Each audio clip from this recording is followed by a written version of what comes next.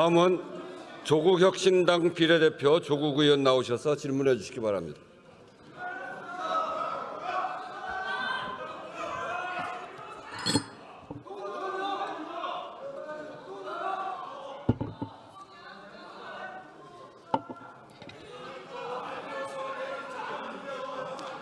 존경하는 국민 여러분, 우원식 국회의장님과 선배 동료 의원 여러분, 조국혁신당 비례대표 조국입니다. 내란 수계 윤석열은 12월 3일 위헌적이고 불법한 소위 비상계엄을 선포했습니다. 불법적 비상계엄 선포 소식을 듣자마자 저는 집을 나섰습니다. 인근에 체포조가 있는지 살펴보았습니다. 국회의사당으로 달려오면서 20대 청년 시절 경찰 대공분실에서 조사받았던 트라우마가 되살아났습니다. 그렇지만 헌법을 지켜야 한다는 소명, 내란을 종식해야 한다는 책무감에 국회로 달려왔습니다. 다행히 친위 쿠데타는 계엄군에 맞선 국민의 용기 덕분에 6시간 천하로 끝났습니다. 이로써 윤석열의 탄핵 소추 사유가 완성됐습니다. 이제 국무위원께 질의하겠습니다.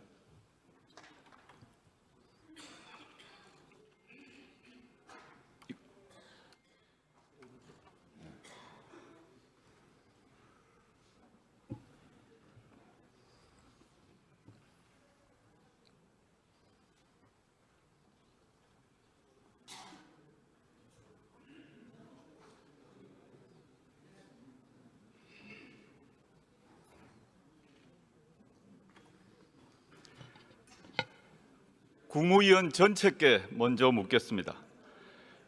현재 국무위원 중 윤석열 씨가 내란 수괴가 아니라고 생각하는 분 일어나 보세요.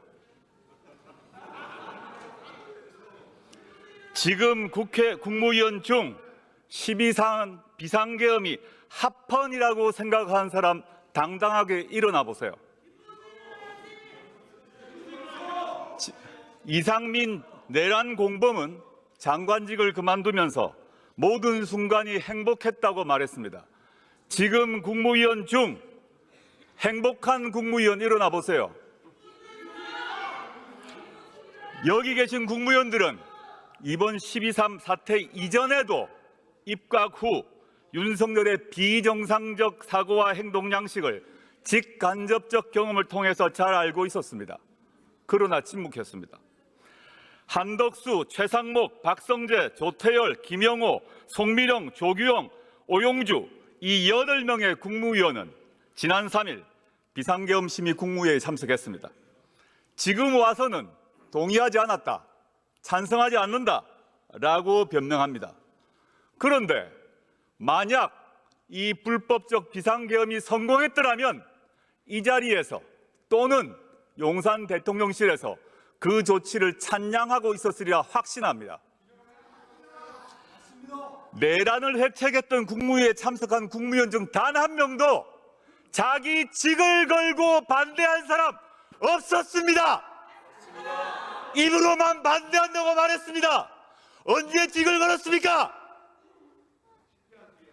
귀하들이 직을 걸지 않고 반대하지 않았을 때 국민들은 저 바깥 담장에서 밤새도록 목숨을 걸고 장갑차와 맞서고 있었어요.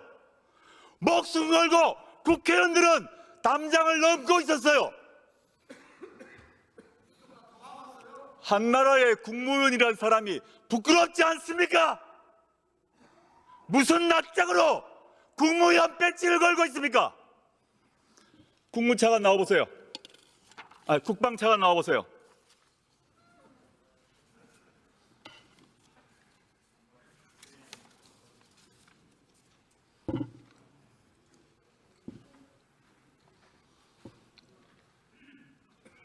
네, 차관입니다.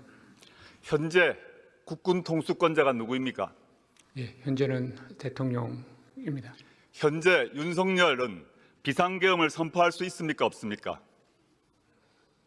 법상 있습니까? 없습니까? 법상 비상계엄을 선포할 수는 있을 것 같습니다. 현재 윤석열은 전쟁 선포를 할 수 있습니까? 없습니까? 현재 상태에서는 없습니다. 네? 없습니다. 현재 국군 통수권은 누가 갖고 있습니까? 국군 통수권은 현재는 대통령이 헌법적으로 가지고 있습니다. 현재 윤석열이 공군 A1기를 가지고 오라 그러면 줘야 됩니까? 안 줘야 됩니까? 그 목적에 따라 다를 것 같습니다. 들어가십시오. 박성대 장관님 나오십시오.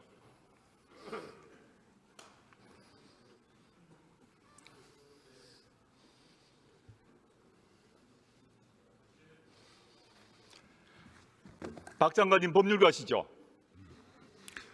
예, 네. 현행 판례에 따라 윤상현 의원이 말씀하신 것 말고 우리나라 대법원의 판례에 따라 계엄의 불법 계엄으로 국회를 침탈하면 내란이 됩니까? 안 됩니까? 판례에 따릅니다. 판례에 따르면 국회를 침탈했다고 표현을 하시면 거기에 대한 판단은 내란죄로 판단할 수 있는 부분이 있을 거라고 보입니다. 오늘 법사위에서 법원행정처장께서는 분명히 위헌적이고 불법적인 계엄 선포라고 하셨죠. 법원행정처장의 옆자리에 의견은 그렇게 말씀하셨습니다. 예, 알겠습니다. 그렇다면 법률가로서 12.3 비상계엄은 합헌입니까? 위헌입니까?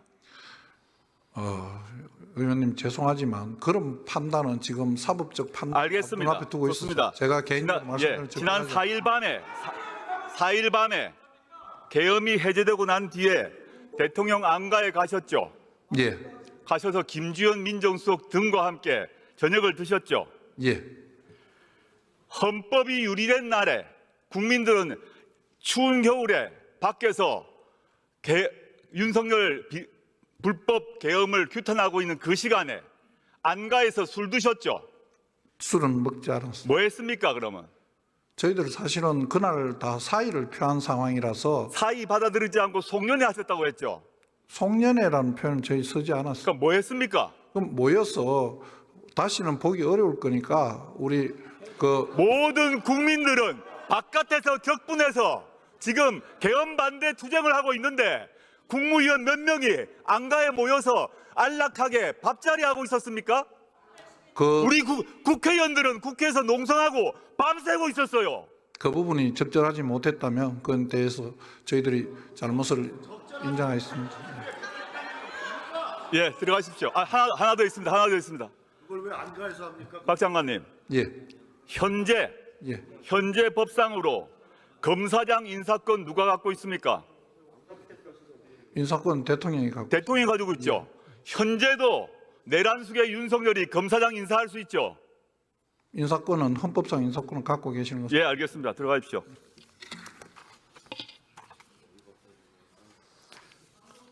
최상목 부총리 나오십시오.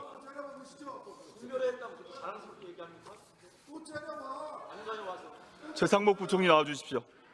박 장관 또 째려보셔. 또 째려봐. 또 째려봐. 12.3 국무회의에 참석해서 반대하셨다고 하셨죠. 네, 그렇습니다. 그런데 계엄령 발표 직후 유동성 무한 공급을 발표하셨죠. 국무회의 발표 직후 제가 그 자리에서 그 후에 하셨죠. 그 후에 한국은행 총재하고 금융 당국자들을 소집을 해가지고요. 그때가 간접적 방식의 계엄 옹호 아닙니까? 윤석열 결정이란 간접적 지지 아닙니까? 그 다음에 의원님, 지금 의원님 죄송합니다. 괜찮습니다. 부총리님, 네, 비상계엄 이후 어제까지 네, 주식시장 시가총액이 얼마나 증발했습니까? 100조 넘게 증발. 140조 증발했습니다. 내년도 한 해 국가 예산 670조 원의 20%가 나흘 만에 날아갔습니다. 부총리님, 네, 지난 2년간 100조 가량 세수 펑크 났죠. 성장률 1%죠. 그 책임이 누구에게 있습니까? 답 못하십니까? 네, 아니요. 정부 정책 운영에 잘못이 있다면 저한테 있습니다. 좋습니다. 부총리님, 네, 내란숙의 윤석열과는 언제부터 알았습니까? 저는 인수위에 참여해서 처음 뵀습니다. 박근혜 청와대 경제금융비서관 하셨죠? 네, 그렇습니다. 그때 미르재단 설립, 청와대 회의 4차례 주재했죠? 그건 미르재단 설립이 아니었고요. 네, 대통령 순방 여기 정상회담 준비 회의였습니다. 그 뒤로 국정농단 특검, 즉 윤석열 씨가 당시 수사팀장이었던 국정농단 특검에서 참고인 소환 조사 받았죠? 네, 한 번 받았습니다. 기소 안 됐죠? 네, 안 됐습니다. 그때 윤석열이 빼줬습니까? 전 그 당시에 당시 윤석열 검사를 알지 못했습니다. 부총리는 박근혜 탄핵 당시에 기획재정부 1차관이었죠. 네, 그렇습니다. 지금 부총리는 자신이 모신 두 대통령을 탄핵당하는 경제 관료가 되신 겁니다. 들어가시죠. 네, 그걸 국민 들어가십시오. 여러분께 매우 송구스럽게 생각합니다. 법무부 장관님 다시 나오십시오. 그 다음날 탄핵 지원하는 회의 발표하시고 뭘 떳떳하십니까?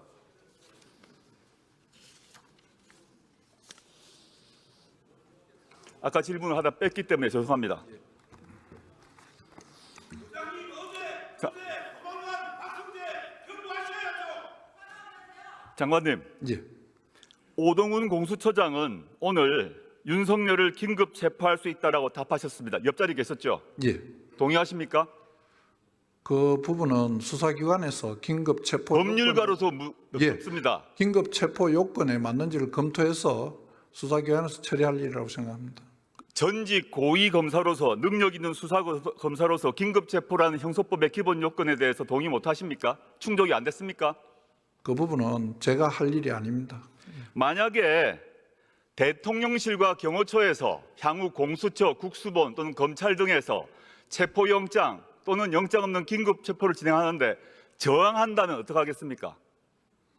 정당한 공무집행에 대해서 저항하는 것은 또 다른 문제가 될 것이다. 저항하면 공무집행 방해가 되죠. 저는 그렇게 생각합니다. 법적으로 그러하죠. 좋습니다. 그다음 곧 퇴임하실 건데 퇴직하시고 난 뒤에 예. 본인이 모셨던 본인을 장관으로 만들어줬던 윤석열 씨의 변호인단에 합류할 겁니까? 우선 제코가 석자입니다. 지난번 방첩사령관이 선관위에 투입할 때, 선관위 군대 투입할 때 군 법무관들, 젊은 군 법무관들한테 자문을 했습니다. 그 젊은 군 법무관들은 모두 위헌이라고 펄쩍 뛰며 방첩사령관을 결사적으로 막았습니다. 이에 대해서 어떻게 생각하십니까? 젊은 법무관들은 결사적으로 방첩사령관을 막았는데 왜 장관께서는 윤석열 대통령을 못 막았습니까? 못 막은 결과에 대해서는 죄송하게 생각합니다만 그날 그 자리에 있었던 총리 이하 모든 분들이 여러 가지 이야기와 행동으로 다양한 막기 위한 노력을 했다는 말씀은 분명히 알겠습니다. 드릴 수 있습니다. 예. 총리님 앞으로 나와주세요.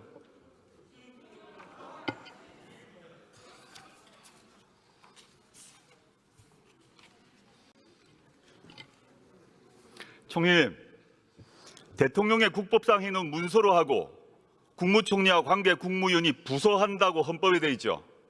그렇습니다. 지금까지 그렇게 해오셨죠. 네. 모든 국법상 행위를 그렇게 따라 해오셨죠. 네, 그렇게 하고 있습니다. 비상계엄 선포도 그 절차 거쳤습니까? 전혀 본 적도 없습니다. 안 거치셨죠. 네, 그렇습니다.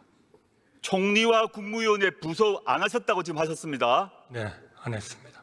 그러면 여기서 다른 국무위원들 중에서 그 국법상 대통령의 계엄 행위에 부서 한 분 있으면 손들거나 일어나 주세요.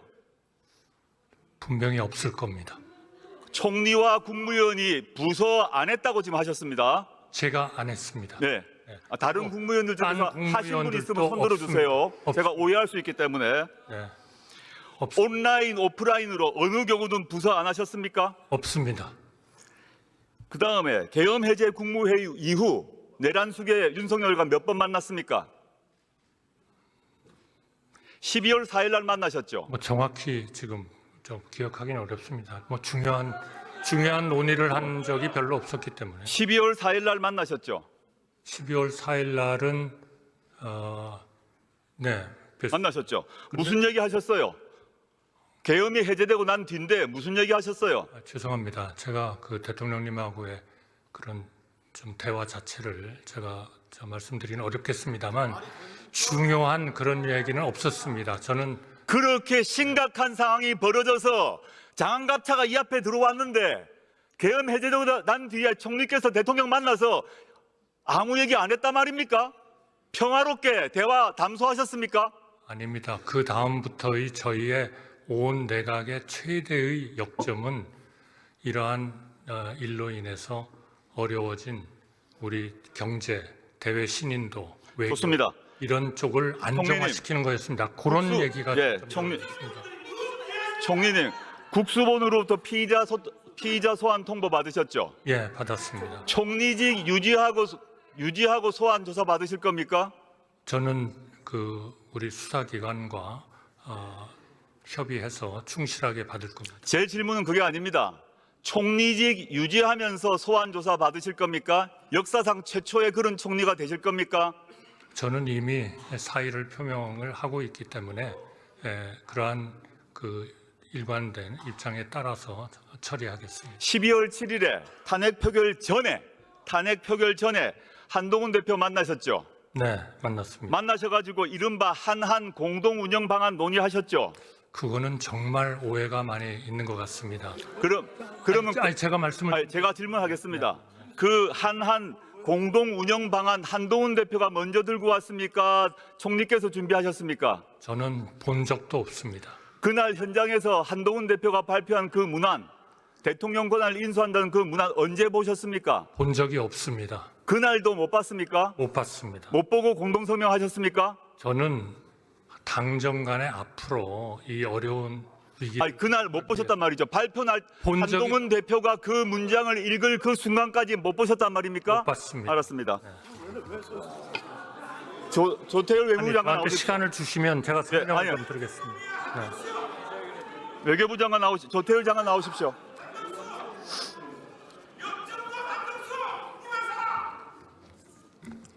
네, 조 장관님. 12.3 국무회의 참석하셨죠? 네. 그때 반대하셨다고 말씀하셨죠? 네. 지난 3일 밤에 필립 골드버그 미 대사가 장관께 전화했는데 왜 안 받았습니까? 상황이 너무 급박하게 돌아가고 있고 잘못된 정세 판단, 상황 판단으로 해서 미국을 미슬리드하고 싶지 않았습니다. 그런데 8일 날에 미 대사 다시 만나셨죠? 네, 대사가 뭐라고 했습니까? 장관께. 뭐 대사하고 나눈 얘기를 여기서 상세히 말씀드리는 건 적절치 않다고 생각합니다. 보도에 따르게 되게 5일 날도 만났고 8일 날도 만났습니다. 8일 날 미 대사가 한덕수 한동훈 공동 국정 운영 체제에 대해서 헌법에 부합하느냐라고 질문을 했죠. 여러 가지 불투명한 상황에 대한 걱정도 했고 궁금한 것들을 서로 의견 교환을 했습니다. 장관님 시간이 많이 없습니다만은 하나 더 여쭙겠습니다. 마지막으로 현 시점에 네, 조만간 트럼프 대통령이 취임을 하죠. 네. 특사를 보내야 되죠. 뭐 특사를 꼭 보내야 되는 건 아니지만 어떤 식으로든 예, 네. 특사를 보낼 수 있는 권한을 현재 누가 갖고 있습니까? 장관이 갖고 계십니까? 아까 그 국방부 차관도 얘기했지만 대통령으로서 군 통수권과 함께 외교 권한도 현재 대통령이 갖고 있습니다. 여전히 군 통수권, 개헌권, 검사장 임명권, 각종 외교에 대한 모든 권한을 윤석열 내란 수계가 가지고 있죠. 법상으로 그렇게 생각하고 있습니다.